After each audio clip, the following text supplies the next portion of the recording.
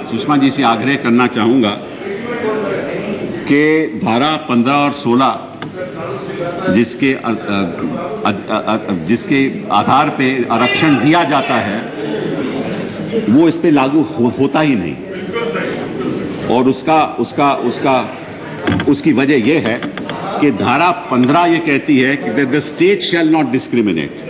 मतलब कि अगर शिक्षा की संस्थाएं हैं और उन शिक्षा की संस्थाओं में आरक्षण के द्वारा, अफर्मेटिव एक्शन के द्वारा SC, ST और बाकी अनुसूचित बैकवर्ड क्लासेस की रिप्रेजेंटेशन होती है तो वो कॉन्स्टिट्यूशनल है। धारा 15 कहती है कि अगर अफर्मेटिव एक्शन होता है थ्रू रिजर्वेशन इन स्टेट इंस्टीट्यूशंस वो कॉन्स्टिट्यूशनल है।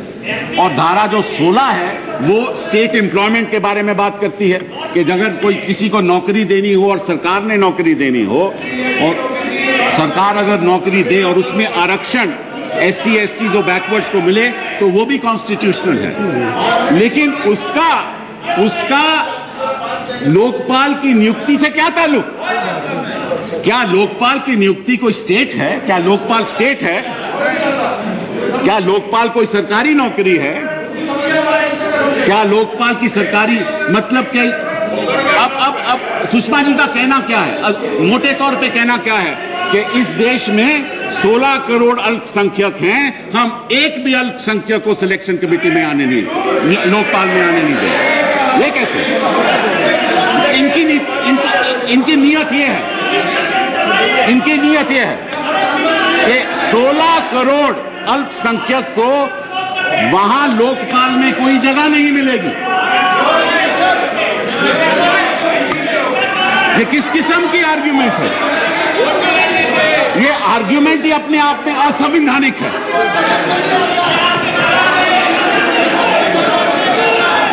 यह आपका आरोप ही असंवैधानिक है। शायद आपने ध्यान से आर्टिकल 15 और 16 को न पढ़ा न समझा।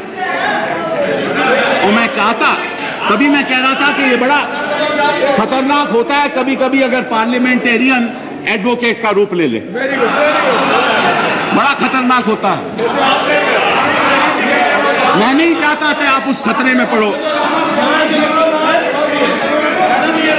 तो मैडम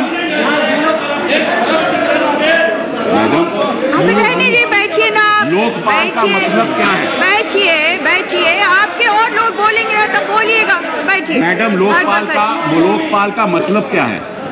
कि जो लोगों की जो भावनाएं हैं उनका पालन करते हुए हमने न्याय करना है आम जनता के साथ। यही लोकपाल का मतलब है, और तो कोई मतलब नहीं।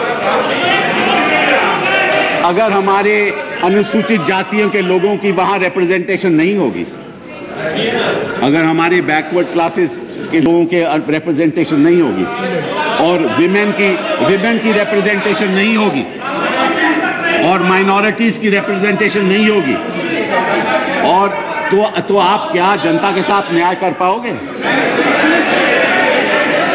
जनता के साथ न्याय कर पाओगे? उनका ख्याल कौन रखेगा?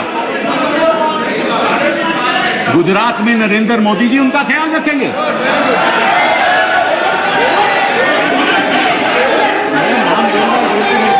बताइए।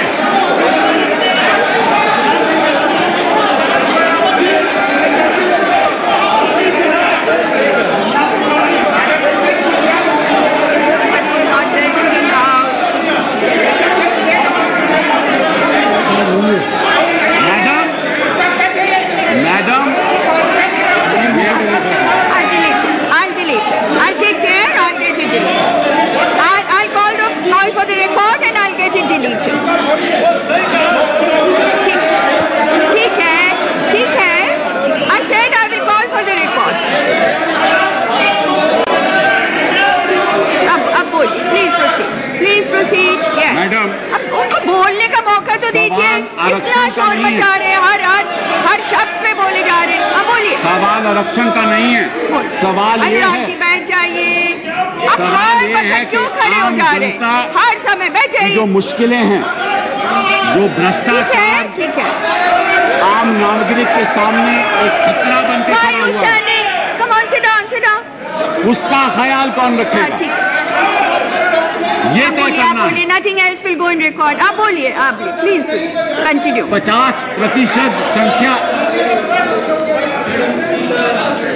50% संख्या इस देश में महिलाओं की है।